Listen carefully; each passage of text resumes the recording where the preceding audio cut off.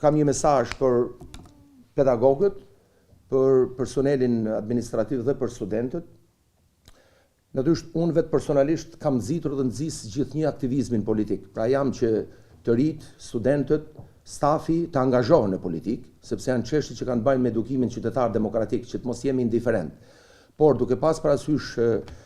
pozicionin e universitetit, rolin që ka universiteti, profilin e kështu me radhë, me qenë se ne shumë shpejt do hyjmë në një fushatë zyrtare zgjellore, ftoj studentët dhe pedagogët që të shmangin takimet elektorale në mjediset e universitetit dhe natyrisht gjatë orarit zyrtar të punës, 8 me 4:30, takime me kandidat të forcave të ndryshme politike. Pra ne jemi, nuk jemi indiferent, po jemi të paanshëm për arsye etike, dhe natyrisht pas orarit zyrtar, secili prej nesh, secili prej studentëve, prej stafit mësimdhënës, personelit administrativ është i lirë që të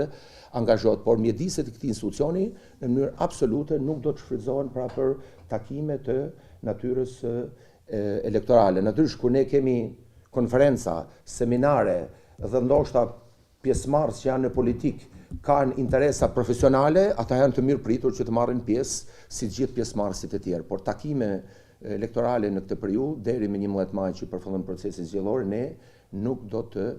realizojmë.